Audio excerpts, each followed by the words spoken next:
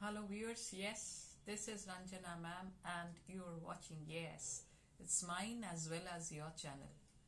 So this video is very important because it is for my ISC students and exams are knocking at the door. So this is a complete package. So you will have to watch the video right from the beginning till the end. Most of you all at this moment are waiting for the probable chapters, what to study and what to leave out. So for all of you, this video is therefore very important. So what are we waiting for? Let's start. But before we start, you know what's coming. If you have not subscribed to my channel up till now, please do. And don't forget to press the like button. I'm sure you'll like it. So let's start with Macbeth. In Macbeth, you all have seen that you have to go for all the acts. That means Act 3, Act 4 and Act 5 in your class 12 exam. But if you think that, oh, I'll study only Act 3 and Act 4 and leave out Act 5. No, that is not possible. Don't ever dare to leave anything out in your ISC. ISC is very difficult this time. Why? Because you cannot leave out everything. First is because of the MCQs. Because of the MCQ, you have to study each and every scene very minutely. Because you don't know from where an MCQ will come. Point 1.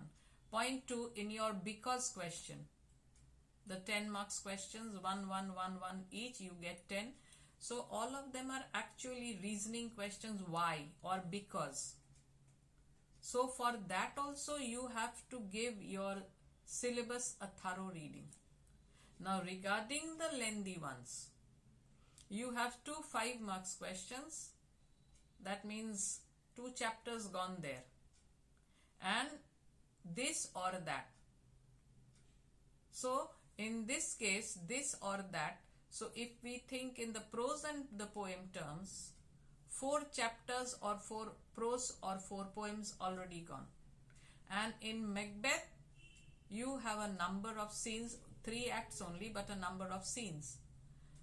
But 3 acts, obviously the questions will cover the whole syllabus. So you should not think only of leaving anything out. Rather, this video is on what to stress more. You have to read everything, but which ones you have to focus more, so that if questions come from there, you can handle it. And you must have noticed in your specimen papers for the 2025 exams that most of the questions are not act-wise, but they refer to your whole syllabus. Like the characters of the major characters, major ones are very important. The main protagonist, Macbeth, Lady Macbeth, they are very important. So for your 10 marks question, Macbeth might come as a character, not just a character. You have to write your character analysis in a very critical manner. Not all good points or all bad points. You have to put them and you have to see and write those characteristic traits that are specially to be found in Act 3, Act 4 and Act 5. In Act 3 you find Macbeth, yeah, he is in full control. Whereas in your earlier ones, Act 1 and 2, there was something of good Macbeth. But from Act 3 we find him going to the depths of wickedness and tyranny. So you will have to write about that, those characteristics. Not only that, where he speaks of his vaulting ambition. So the ambition and his suspicion of everyone, which makes him much more cruel. So these are the things you have to focus while writing Macbeth's character. Then you will also have to write something about his bravery, that though he is in a very deplorable and a very miserable condition, and yet the traces of bravery still live within him. So he is not a one to give up easily, even when he feels betrayed by the prophecies of the witches. So there is some good in him, and you have to mention that. And regarding Lady Macbeth also, you should not give in to the comments made by the critics. Most of the critics have hailed her as the fourth witch or something. But you should handle her in a very impartial manner. Bring out the goodness in her. Whatever she has done for her husband's sake. She is not without the milk of human kindness. She says that had I promised, I would have done this. And her only ambition is to make her husband the king, because she feels that he lacks that natural courage which should make him do the deed. So she feels that he needs someone to push him into the action. And later, when she finds Macbeth himself becoming cruel, she alienates herself from him. The guilt conscience, the feeling of remorse, all these weigh down heavily on her. The sleepwalking scene, this is a very great evidence of the guilt and the guilt within her. She has been one of the prime reasons. She has been the one who has goaded Macbeth into the murder of Duncan, and it weighs heavily on her. So then she wants to wash the traces of blood from her hand, whereas earlier she had said that a little water clears us of the deed. So it's not that she was like the cruel woman which she portrays herself to be, but this is the real Lady Macbeth. She has everything, all the kindness, the remorse, the guilt within her. Had she been really cruel, she wouldn't have been suffering from such trauma. She wouldn't have been trying to wash away the stains of guilt. She would have been, okay, that's fine, I did it. No, but she is not. She feels guilty, she feels remorseful, she is repentant of her deed. And these are the things which we should focus on, to show that she is not an out and out wicked character as she has been portrayed by the different critics. So Lady Macbeth, deal her sympathetically. So if you want to get good marks, just don't give all the bad characteristics and just don't paint her as an evil woman, completely evil. There are some good in the best of us, some bad in the best of us, some good in the worst of us. So paint her as a human being with its flaws and goodness. Another character, it can come in your 5 marks, is the character of Malcolm. So how Malcolm's character and how he matures. He seems to be a sensible person, because though you don't have this in your syllabus, but you have to keep in mind that when the murder of Duncan is discovered, Malcolm is the first one to suspect Macbeth. And the prudent thing that he does is to leave Dunsinane and run away to England and take shelter there. But after that, when Macduff comes to him, he doesn't open-heartedly welcome him, because he has learned from his experience not to trust anyone and everyone. So what does he do rather? He tests Macduff, and then only he accepts him as a friend. So see the maturity, the way he tells about himself, And later we come to know that these are the lies he has been telling in his life for the first time. He portrays himself as a very wicked person, full of all the wickedness, the characterlessness, and everything, all the flaws that could be in a human being. And finally, when Macduff is very disappointed, he seems to be without any hope. And then he tells that all that he had mentioned, none of them are within him. And this is the first lie he has spoken. So we find in Malcolm an ideal king. He is the true successor to Duncan, the noble king that his father was. He is the true successor. His mother had been a religious woman, and we find the traces of religiousness in Malcolm also. And especially when he lives in the company of his Uncle Edward, the King of England, who was such a divine king, a holy king, blessed with divinity, that whoever he touched, they got healed. So he has traces of religiousness within him. He doesn't tell lies. And not only that, he is an ideal king. So when he becomes the king, in the last scene also, we find that he wants to bring back those people who had been loyal to him and that is why could not bear the tyranny of Macbeth and had run away and taken shelter outside Scotland. He wants to bring them back.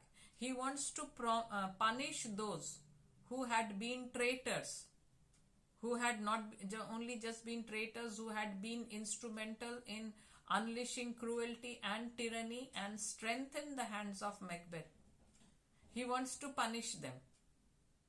So we find in him, and he is ready to take the advice of people who are more experienced than him, like Macduff and then his uncle Old Seward. So in Malcolm we find, and not only that, the adversity, his sudden death, his sudden killing of his father, and he had to leave his kingdom and run away. So it has taught him to be very cautious, not to trust anyone and everyone. So life is a great teacher. So these characters are important, especially in the first year, Lady Macbeth or Macbeth. So one of the 10 marks question, I'm not saying it will come. I'm not the paper setter, keep it in mind, but there are chances that it might come. So prepare the two characters very well. Don't paint only evil for these two, Lady Macbeth and Macbeth. Show that there is some goodness in them, but it overcomes, the goodness in them is overshadowed by their wickedness. So this is how you will handle. Now we come to the important scenes. Like if they give some question related to a particular scene, 5 marks question. So in that case, which scenes are probable? I am not again saying that these will come, but you can prepare them. You have to study everything again and again, I am saying, but these scenes are important. Like Act 3, Scene 4, this is known as the banquet scene. So this is important. Why? Because Macbeth had earlier ordered the two murderers to go and murder Banquo and his son Fleance. So now what happens? He has thrown a banquet to celebrate his success, his ascending the throne. So those who are loyal to Macbeth have come to attend the banquet. And then you know what happened? The murderers come and report that Banquo has been murdered, but not his son Fleance. His son Fleance has escaped. And after this, what does Macbeth see? He sees that his chair is being occupied by someone, and then he sees the ghost of Banquo sitting there. And then how Macbeth reacts to it. And Lady Macbeth, how she handles it very deftly, by telling that he is not he has a type of illness which makes him behave in this manner. And then she takes Macbeth to one side also and tries to scold him. for his inconsistency, and then also again Banquo's ghost reappears. So here we find the banquet scene is important, and also Shakespeare's use of supernatural, the ghost of Banquo coming and troubling. So is it real, or it could be Macbeth's own feeling, his fear and his feeling of guilt? Banquo's ghost can be an imagination, or it could be true. If you believe in ghosts, yes, it can be true that the ghost has come to torment Macbeth mentally. So this scene, that is why, is important, because something happens here which is worthy of importance. So please focus on this scene very much. All the scenes are important, but scene wise or event wise, this is important. We call this scene the banquet scene. Not only that, and then in Act 4 Scene 1, that is important, and Act 4 Scene 2. Why is Act 4 Scene 2 important? Act 4 Scene 2 is important because this is when Macbeth goes to meet the witches for the second time. First time he had not gone to meet the witches, but the witches had come voluntarily. That is not in your syllabus. But the second time, when Macbeth meets the witches, this time he has gone himself. He has gone there voluntarily. Why? Because he wants to know what is to happen in the future. Especially he is bothered about Banquo. Why? Because Banquo's son Fleance has escaped. So the prophecy, he will not be king, but he will be father to a line of kings. Macbeth wants also to see whether Banquo's successors will really inherit the throne. And another thing is, Macduff had not, the Thane of Fife had not attended the banquet. So he suspects that Macduff can go against me. So in order to dispel his doubts, he goes to meet the witches and the very famous prophecies. They warn him regarding Macduff. They tell Macbeth need not fear till Birnam Woods move to Dunsinane. And not only that, they also assure Macbeth that no man born of woman can harm Macbeth. And these make Macbeth very confident that he will die a normal death, because no man born of woman can harm him. So he will die a normal death. And he never thinks that this could be possible. How can a man be not born from a woman? So that means he feels that means that he will not, no one will be able to kill him or harm him. But it happens later. Caesarean cases were not heard in those days. This was very remote. So Macduff was not born of woman. He was extracted from his mother in an unnatural manner. That means those Caesarean operations was not heard of. And then another one, Birnam Woods moving to Dunsinane. He had felt that how can woods move? And in reality, what happened? You have read it, that Malcolm orders his soldiers to cut the branches of a tree, place it in front, and then start their move. And in this way, their advance will not be noticed for quite some time. So it really did happen. So they said words with dual meanings. Their prophecies were dual meaning. And Macbeth had thought that this is not possible. So this scene is also very important. So scene-wise, if they tell you that the importance of the act of this scene, Act 4 Scene 2, and how it helps to bring the end of Macbeth. Yeah, because he had depended on these prophecies so much. And naturally, in the end, he is disillusioned, disappointed, hopeless when he finds the woods really moving to Dunsinane. And then he is full of anger and hatred towards the witches. And then when he warns Macduff that I have spilled a lot of your bloods, that means the blood of your family, and I don't want any more. And then Macduff finally tells that I was not born of woman.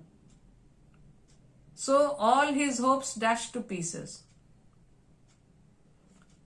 So these had made him very tyrannical, these two prophecies. He felt whatever I do, no one is there to challenge me. But it really happened. His tyranny brought about his death. So had he not trusted the witches, rather I think he would have been more cautious. He would have been, but this one had given him overconfidence. And the way he killed, when he came to know that Macduff had escaped to Scotland, escaped from Scotland, and the way he, cruel way in which he stormed Macduff's castle and butchered all his family members, servants, relatives. So that also is important, that scene. And not only that, in Act 5, Scene 1 is very important. Why? Because that is the sleepwalking scene. Sleepwalking scene where Lady Macbeth makes her confession. Her mind is full of mind is full of trauma, remorse, repentance.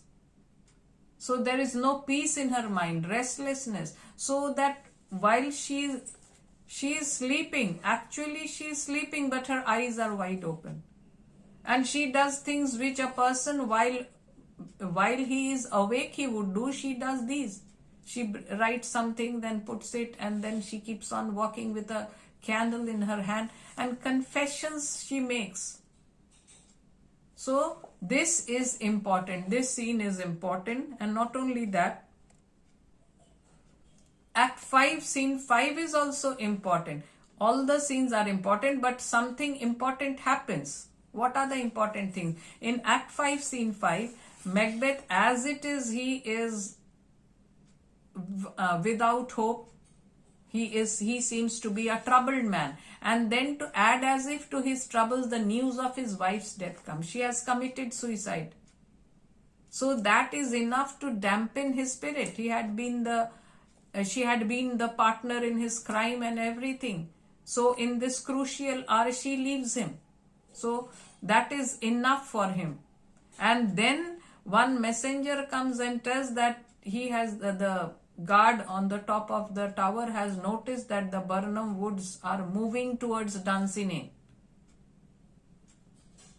And then Macbeth, the way he reacts to this, he says that if it is wrong, then you will be hanging till you die in the next tree. And if it proves to be true, whatever, if you do the same also to me, I don't care.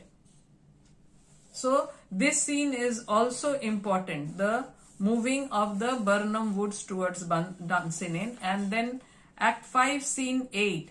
This is important. Why? Because this is as if the last nail in the coffin of his defeat.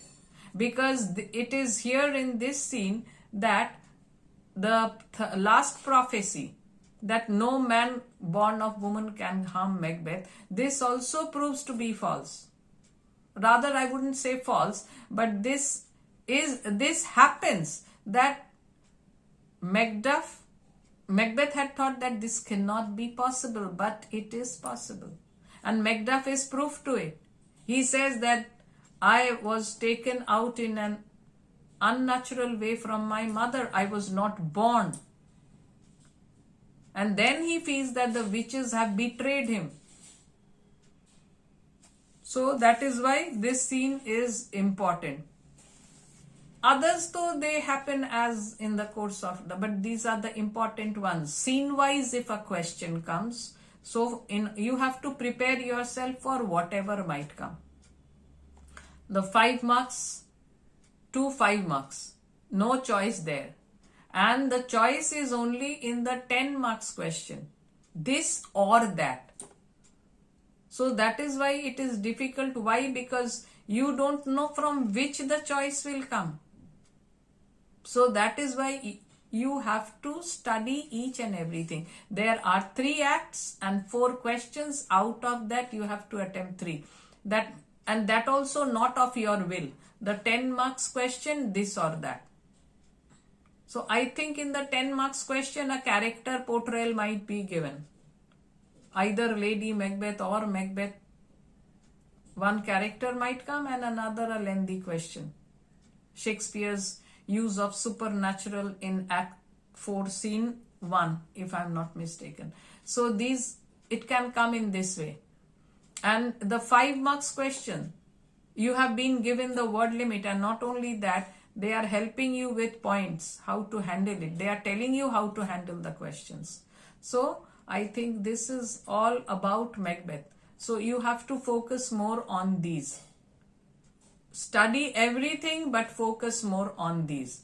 So this is the first part of your how to handle ISC paper, and which are the important ones on which you have to focus more. Regarding some important questions which I have hunted all through the nets and found, so y'all can prepare in this way. The show of question, this is a 5 marks question.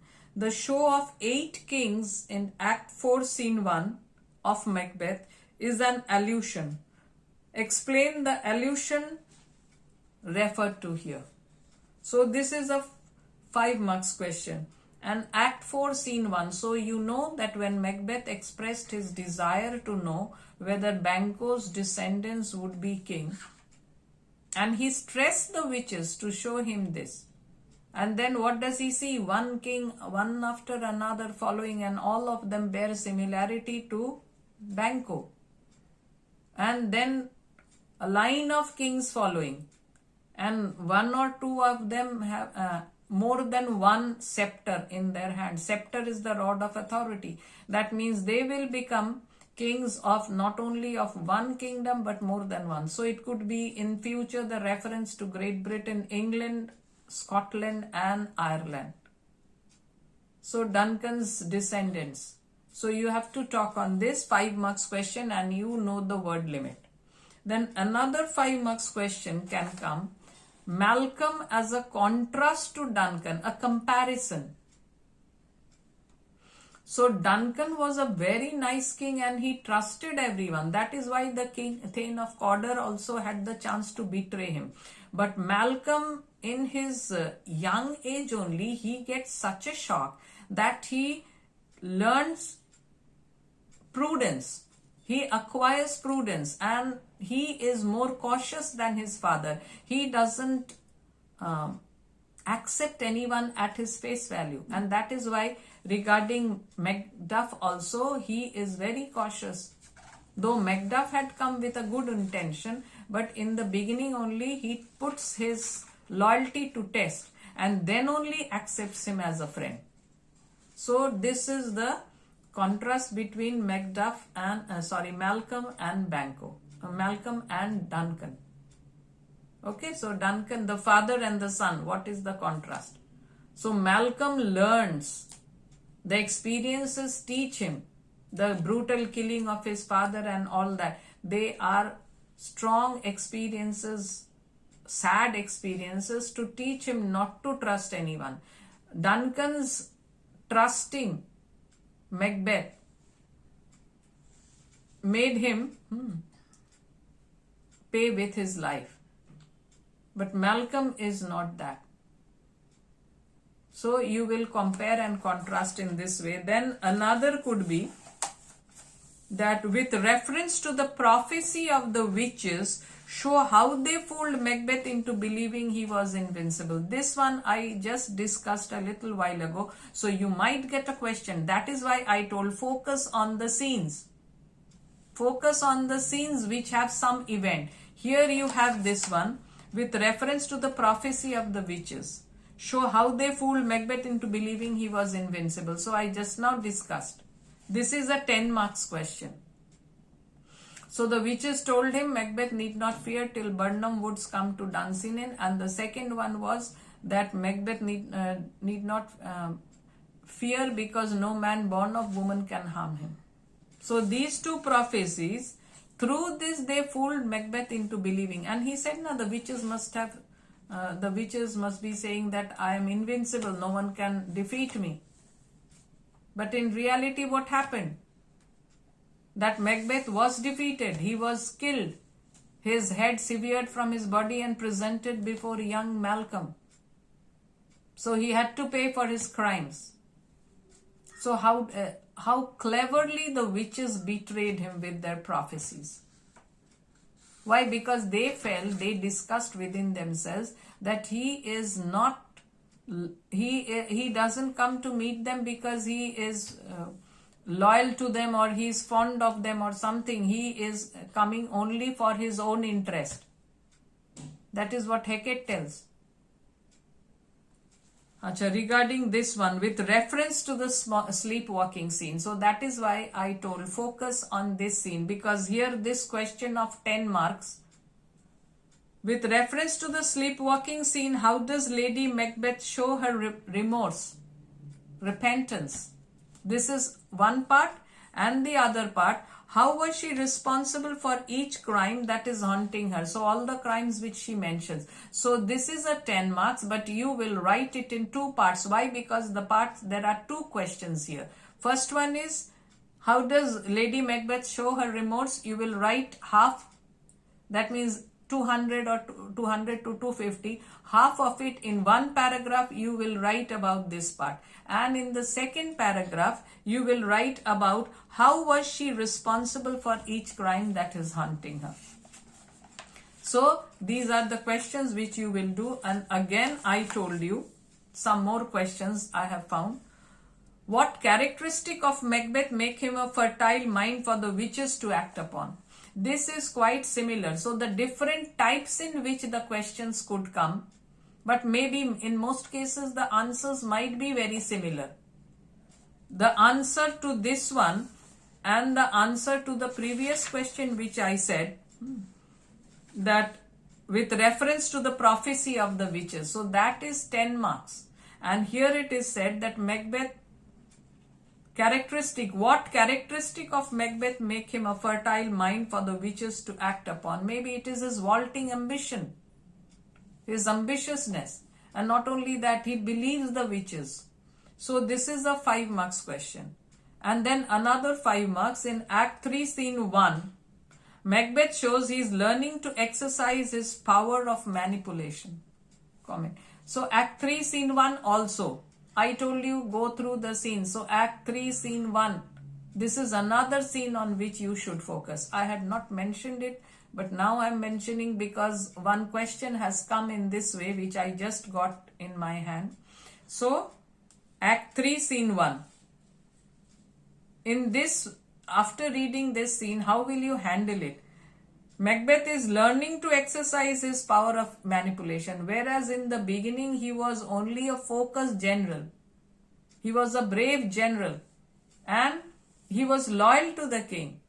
But now he knows, he starts manipulating his own power, he's learning to exercise his power of manipulation. And regarding the 10 marks question, Macbeth is a typical Shakespearean tragedy. So Macbeth as a tragic hero. What happens in a Shakespearean tragedy? The main protagonist is shown to be in the limelight in the beginning, and due to some tragic flaw in his character, he comes down. It brings his downfall. Macbeth is such a character. Typical example of a Shakespearean tragic hero. So you have to go through Macbeth as a tragic hero and then handle this question. And this is a 10 marks question, and since you have to analyze it, so you have to be critical in your answer. And then compare and contrast Macbeth and Duncan as kings of Scotland. Regarding Duncan, what Macbeth had said about him and what later Macduff had told about Duncan. So there is not much. But regarding Macbeth, you will have a lot of material. So this is again a 10 marks question. So these are the ones you have to handle very properly. Another question. So I am giving you these questions so that it helps you. So that you can go prepared, that if these come, you will know how to handle them. Another one. How is the scene of Lady Macduff and her son a turning point in the play? How is it a turning point? Lady Macbeth and her son. The son is such a young fellow, but he's so brave. And Lady Macbeth blames her husband, and rather she is ready to call him a traitor because he has betrayed his family. But he has betrayed his family for the greater interest. He has done it for the cause of Scotland. And killing of them, the mothers crying out murder, brings out the ruthlessness in Macbeth. So you will have to focus on this. So scene-wise, scenes are important. And the opposition between Macbeth and Banquo symbolizes the opposition between sterile and fertile. So comment on it.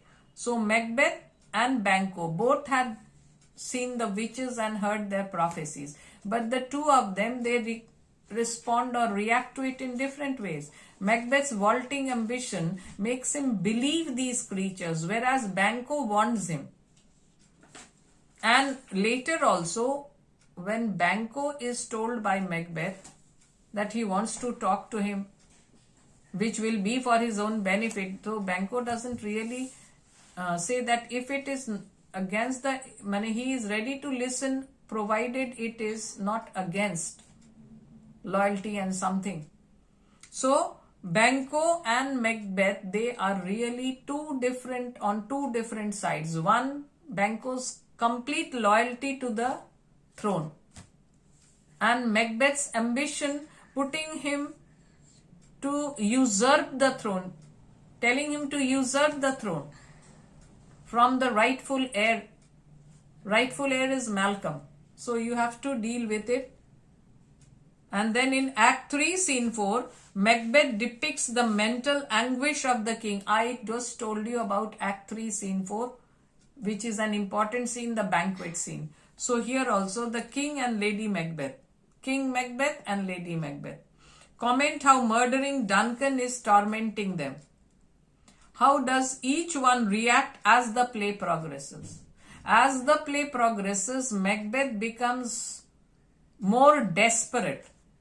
Whereas initially he was hesitant in murdering Duncan, but as the play progresses, he becomes more desperate. And Lady Macbeth, the burden of guilt torments her so much that she is a complete breakdown character, and she commits suicide finally. So this is a 10 marks question. So you will have to handle it. So think, if you get these type of questions, just reading the text won't do. You have to think on what type of questions you might get. Of course, you have to read it very well. But at the same time, you have to explore what type of questions can come from this scene or the scenes which are important or where something really happens. And compare and contrast the characters of Banquo and Macduff. So in your syllabus, there is not much of Banquo. So rather, this question is not so important.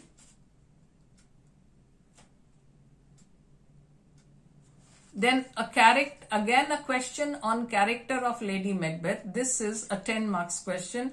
Is Malcolm justified? So these questions, I have compiled them. They have come in different pre-boards also. Is Malcolm justified in calling Lady Macbeth a fiend-like queen? Give reasons to support your answer. So here you will put the nice or the good qualities also of Lady Macbeth, and you will debate that she is not completely a fiend-like queen. Of course, it is up to you. If you can prove that she is an out-and-out devilish character, it's fine. I'm not trying to impose something on you. But if you can go with her goodness and wickedness, put them side by side, that would be a better answer.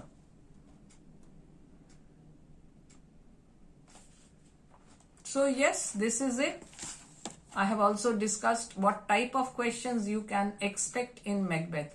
So wait and watch for my next video where I will discuss the important ones in prose and poems. So bye for the time being.